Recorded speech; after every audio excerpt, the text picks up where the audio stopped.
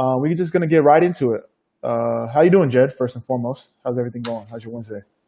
Brother, Wednesday's starting solid, man. I'm really setting my intention each and every day. Something we've talked about, time blocking. I had a segment today of prospecting, talking to a few people around what I'm doing. And anytime the day starts with some good prospect calls, you're winning the day. So I got to follow that up with a mastermind group, and we're off and running. How's your week going? Nah, same. We had a game yesterday, and then now we're using the day off to really just like hone in. I saw you post something earlier. When it comes to goals, and you mentioned Yeah. mastermind, and it kind of leads into our first topic. But you know, when you post it, like when you look at goals, do you look at it like a week, a month, a year? How do you set up your goals?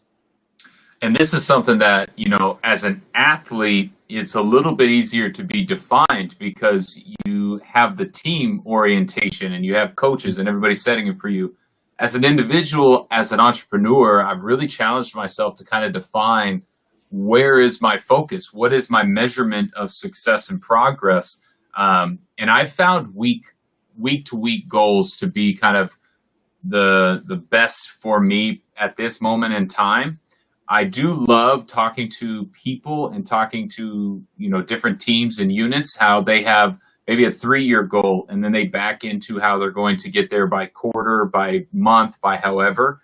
But right now my measurement is week to week. I have a few criteria that I say, hey, if I'm able to achieve these, maybe not in a day, but in that week, that is that's progress. How about yourself? I mean, because you are still juggling the athlete side as well Yeah. as the business side. Where are your goals set? No, that's a great question. I think so. You obviously have your North Star, and I have my North Star, and then from there I reverse engineer. Like so, you mentioned teams. Whether it's they have like their 3-year plan or their year plan. Preseason is when they like set up their goals. Like we want to be a playoff team. How we're going to play, do all this, but like what does it look like based on the schedules, quarterly, weekly. But my mindset is the 12-week work week book.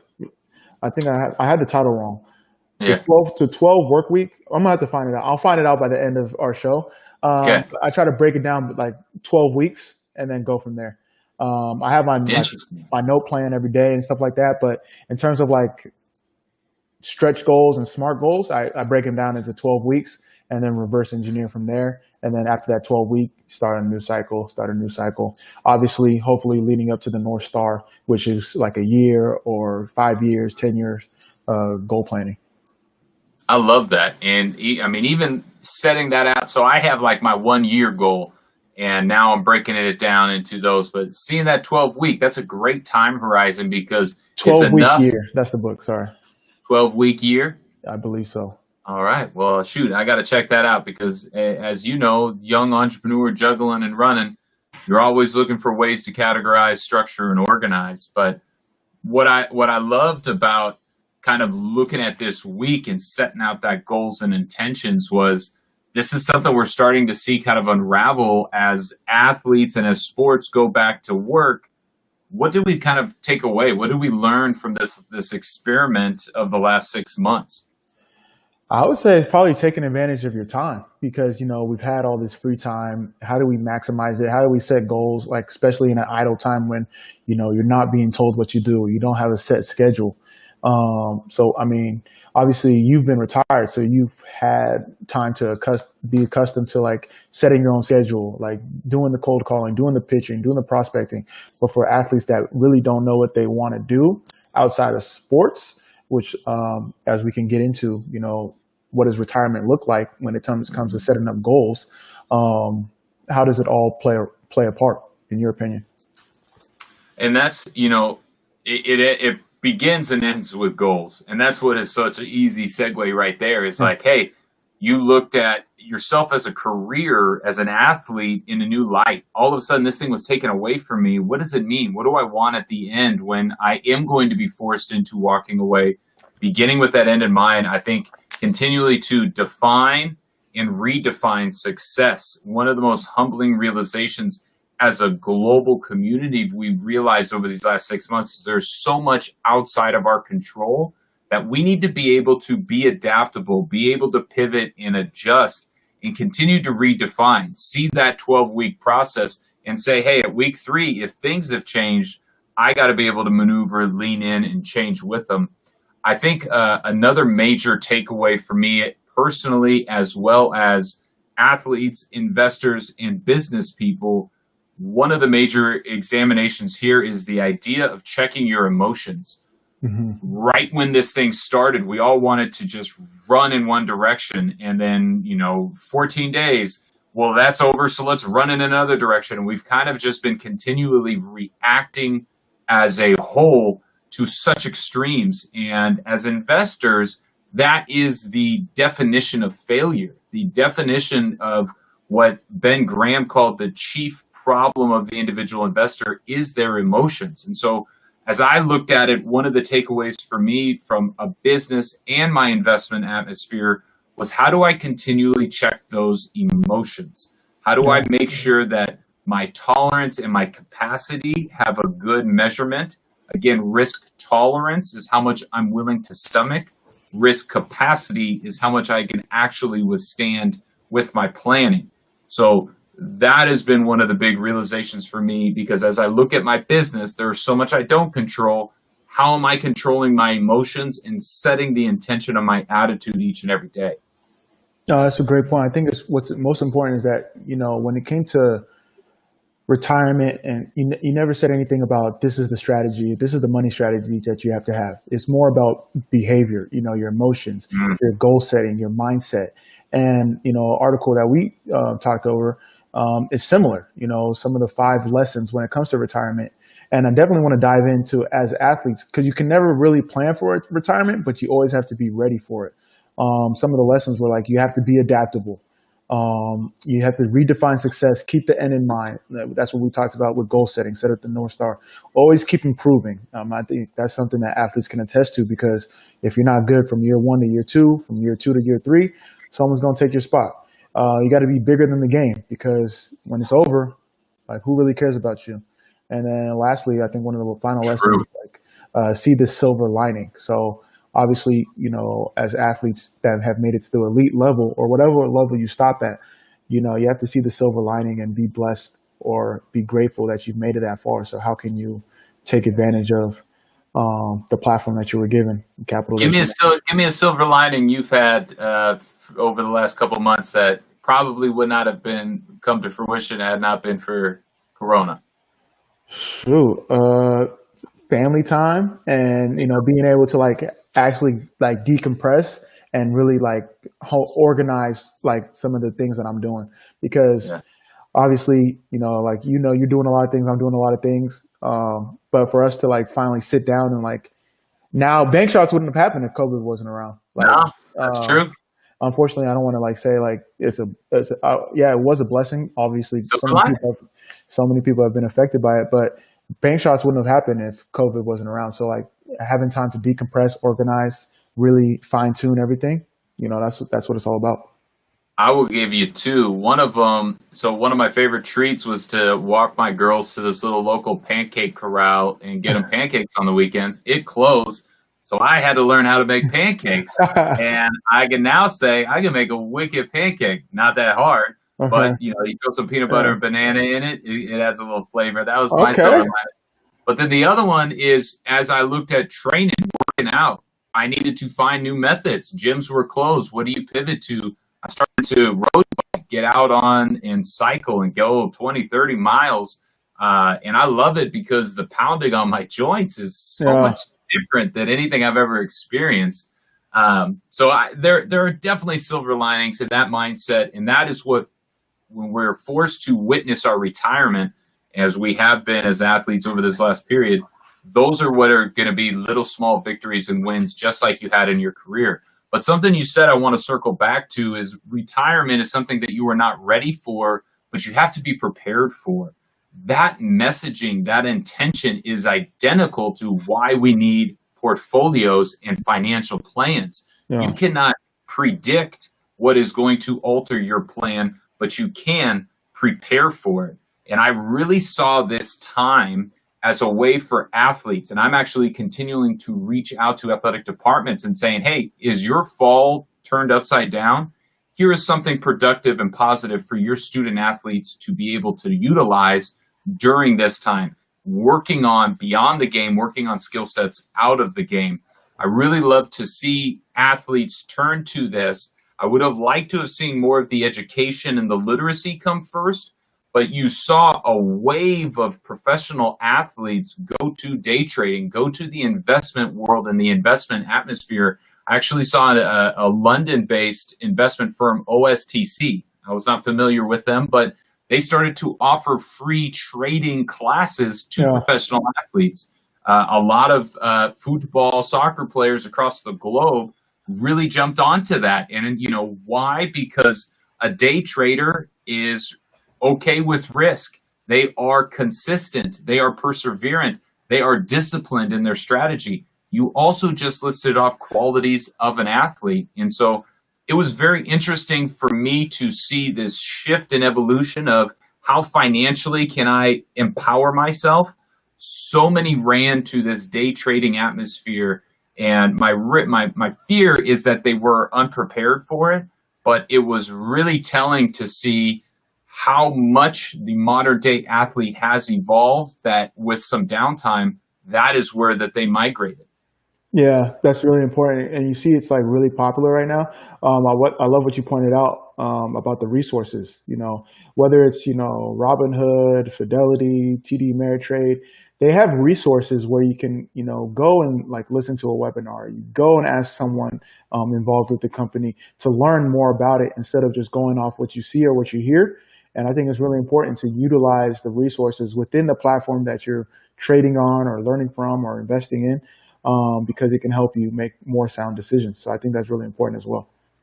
It is everything, man. And whoever your advisor is, for professional athletes, you more likely have an advisor. For the individual, those free resources are tremendous. But as an athlete, as somebody who has a relationship, now is the time to ask, what am I invested in? What is it supposed to be doing as the forecast continues? Interest rates are a funny dynamic right now. Everybody's portfolio has some kind of method to tie it to interest rates. So are we prepared for those to stay low? Can my plan still work?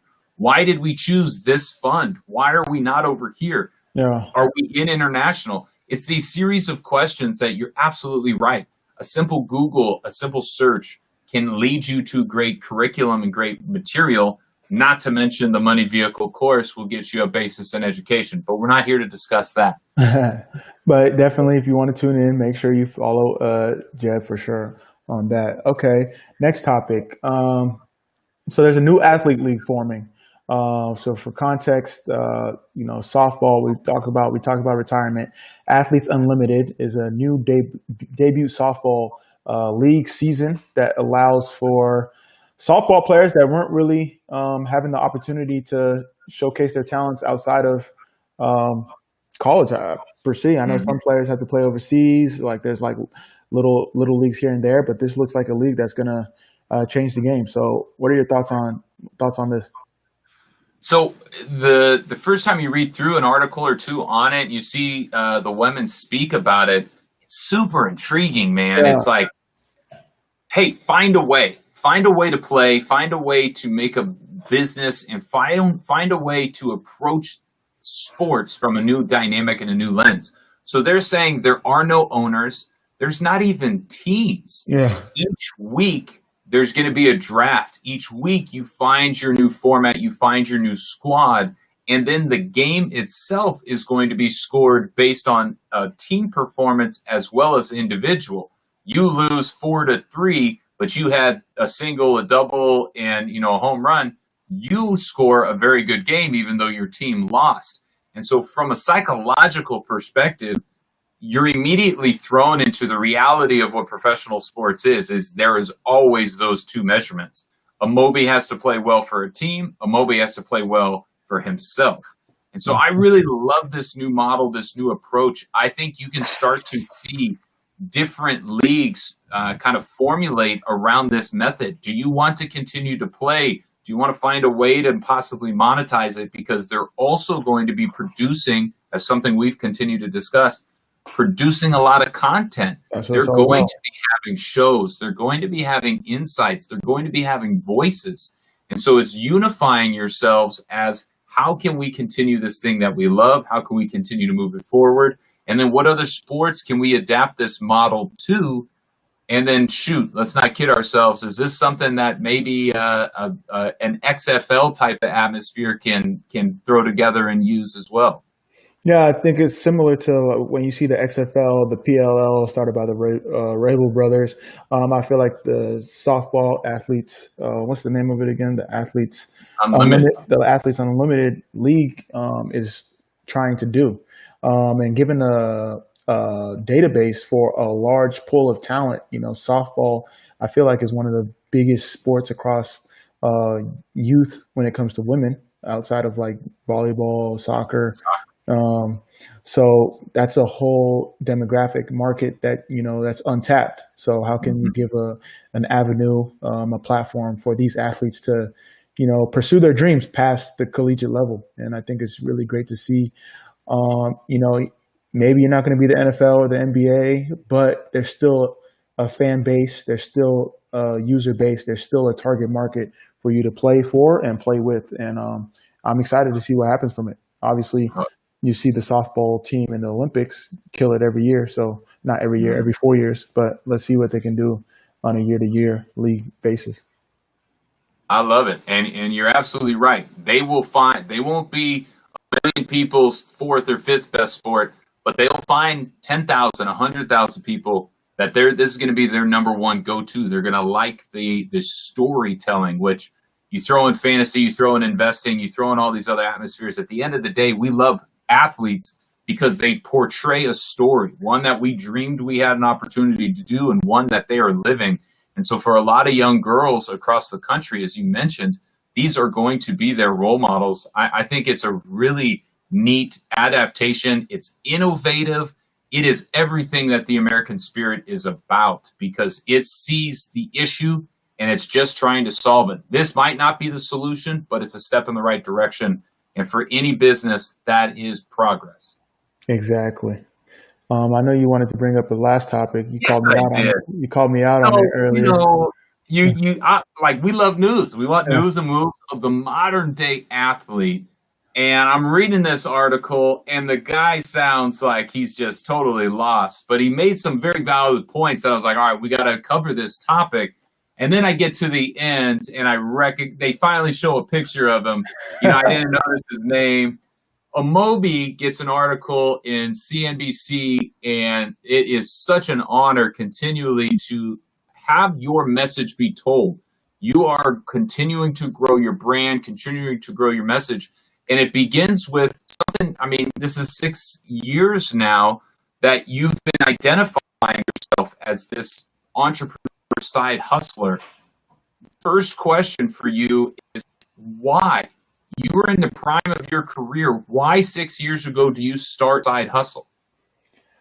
To be honest, the question was like, why didn't I start sooner? But when it all happened, it was just like, all right, now you signed your second contract, like you've made it per se, but it's like, this is not going to last forever. And I was just like, you know what? Why not start now when you have like the leverage to like do things instead of waiting after, and then now you have to like start from the ground up. You got the stress of like dealing with the family and stuff. Like that's kind of what it was. I just had like some good time. It was like just timing, to be honest. Yeah. It wasn't it is much better timing to start as a current professional athlete than, like you said, starting at scratch when you're trying to figure out the rest of life. But what the article is around is how you've grown as a businessman, how you've seen the errors of your ways and continue to progress. And as every entrepreneur does, looks back and kind of chuckles at like, oh man, I wish I could do that again. One of the first big notions everybody says is if you want to be serious, you got to have a website. Those startup costs can be significant. Can you talk through why that was a mistake and why you think it's a mistake today? Yeah, so I think like me, I had no idea what I was doing. I was just like, yo, I think I have a good idea. I want to act on it, and I need to do it like before I change my mind. So when it came to like, everyone says like, well, first and foremost, you need a website, you need this, you need that, you need this. So I was like, okay. I mean, I don't know what I'm going to do, like what services I provide. Like I know I have like my mission statement, what I want to do. I know how I'm going to do it, but I don't know why. And I think why is the most important thing that you need to Mm, figure out. So I was doing everything else except figuring out the why. And if you like look up Simon Sinek, the like golden circle, you go the why, how, what principle or circle, mhm. circle of influence, the golden circle. That's really what makes the best businesses, and like okay businesses, okay businesses. So everyone's like, you need a website. So I was like, all right, how do I do a website? Let me just hire somebody. And like, Bam. didn't really cross check, didn't really like I know what I want the website to look like, but I don't know how it'd be conducive to like the user. Is it mobile friendly? Is it desktop friendly? So they built it out, and I was like, nah, I need it fixed. So if I would have had like the basis of like, all right, let me sit down and like figure out, all right, why am I doing this business first and foremost? All right, how am I going to do it? What am I going to do? Then maybe I could have just started with like a simple Instagram page, or like simple just going through Twitter. And then from there, okay, building one at a time, from their newsletter to then website. Just startup costs like that, like hiring someone for logos. Like, do you really need a logo like right off the bat? Like simple things like that, where it's like you feel like you need all these things to start, Yeah. but really you just need a way to make money. And then Yeah. over the course of time, you can iterate, you can evolve, you can develop, you can change your processes around. But the most important thing is like the actual business, and not what it looks like, not what it looks like perceived to be. It's like that's why people go to like hole in the wall restaurants, because they know the food's going to be good regardless. Yeah. It might Have to be, be. yeah, it might be. You may not want to like sit there. You may want to get your food to go, but you know, Yeah. like you're going there for the food. You get it in a timely fashion, and you always going to come out full. Same with like people will wait 2 hours to get their barber. Obviously, it's bad business, but at the end of the day, the barber knows like he produces or she produces top talent. Like you're going to get a quality haircut. So I think that's where I kind of, if I were to start over again, I would make sure like this is what I need to focus on. And I mean, Yeah. you start a business too, so like, what are some things that you've Well, that's picked up? why I connected to it so easily. Is as I was reading through it, I just in the back of my mind, I was like, man, we all go through this. Like Yeah, it was my journey to a T. And you said something. You said you think you need to get this done before you start. You need to do this before you start. You need to get all that. You just need to start, yeah, because I've already gone through. I'm on my third logo now. You know what I mean? And like I yeah, look back and I'm like, shoot, because it continues to evolve and adapt. It's no different than how we're looking at money, how we're looking at our careers. You need to be able to kind of humble yourself to realize I don't have all the answers. One of the best quotes I ever talked to a guy whose company grew from 200.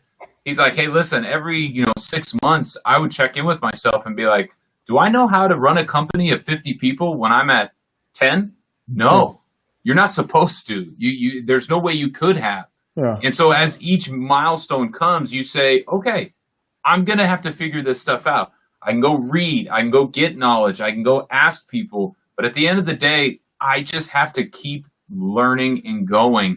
And I think as a young person looking to start a side hustle, there's the fear of failure. There's the fear of perception of like, what are people going to think and do?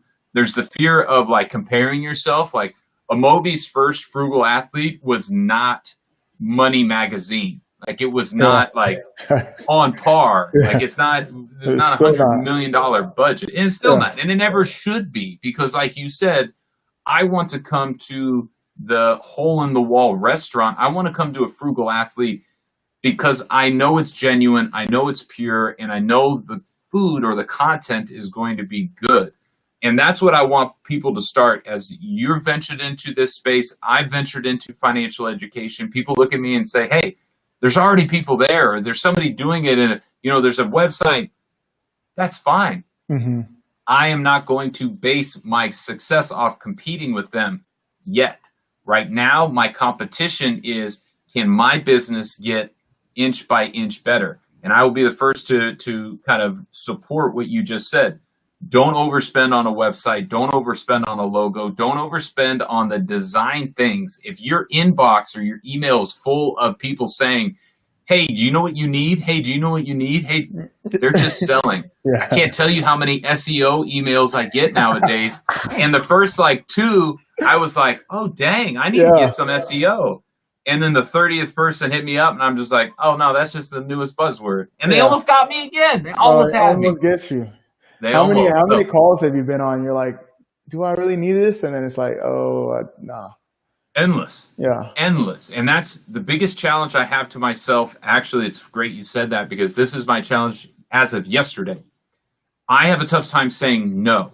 Mm-hmm. I like people. I hate to, and whether it's a 19-year-old looking for mentorship or a 49-year-old looking to network, whatever it is, I just don't like saying no. And somebody pointed out to me, and this is the greatest quote I've heard this week: if you don't say no to them, you're saying no to yourself.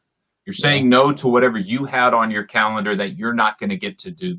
And that to me was fire. That said, all right, I need to find out how to phrase it, but boom. Definitely got to repost that. That's a bar right there. If you don't say no to them, you're saying no to yourself. Oh, yeah, that's you can apply that to so many different situations too. Oh yeah. I love it. I like that. So I mean, if there's anything like, if you could start over again, like what would you do with your money vehicle? Start earlier. Exactly, right? Yeah, start earlier. That's the biggest thing, because I think the mindset is like you fail forward. Forward. You're gonna figure it out. And if you continue to head in the right direction, you will continue to grow. I have one more, fan or follower or ambassador than I had yesterday. My business is headed in the right direction. I would say definitely start earlier, and definitely dial in, like you said, how are people going to do business with you, and be good at communicating that. Not selling all day long, but be able to say, you like me, you know me, here's how you can trust me, support me, and buy business. And I think that's a big, big piece to the puzzle. Is I love saying I'm not a salesman. I love saying I'm not in it for money. But at the end of the day, to have business, you got to have money, and you need clients. Respect. So lastly, any money principles you want the audience to take away? We're here every Wednesday, or athlete of the week that you'd like to highlight. So I want to end with just a concept based on the pandemic, based on retirement, based on kind of insecurities. It's called dollar cost averaging. And this is 100% an emotional strategy. For those of you who are saying, I don't know where the market's going, dollar cost averaging says, I'm going to put in a set amount of money each month. I'm going to take 100, 1,000, whatever your number is, and each month I'm going to buy into the market. That way, over a long-term time period, which as investors we have to have, my average stock price will even out. So I don't have to worry about 1 month buying at a low, 1 month buying at, no, it averages out and even. So many people are like, oh, I got $10,000, I'm just going to throw it in. That is also fine if you have the time horizon. Trust me, that method works out too. But as long as you build in the time, if it's an emotional hesitation, dollar cost average, set that number, and no different than 12-week year, set those weeks and months for yourself that say, hey, each week I'm going to buy this. Each week I'm going to buy this. Each week I'm going to buy this. And that's a great strategy to get started. No, it's a perfect strategy. And to end, if you want it in another way, it's like, would you rather just work 6 hours every Saturday or 30 minutes every day? Dollar cost averaging, or basketball, or football or soccer. If you're training 10 minutes after every practice, instead of waiting like 1 month, you're doing it 2 hours, and then you go off 2 months, and then the next month you do it. So I like that dollar cost averaging principle, and definitely think it can be applied, especially now, specifically with all the day traders that came out of nowhere. So that's it. Bank Shots, back at it again. See you next Wednesday, huh? Enjoy the day, brother. All right. Catch you guys later.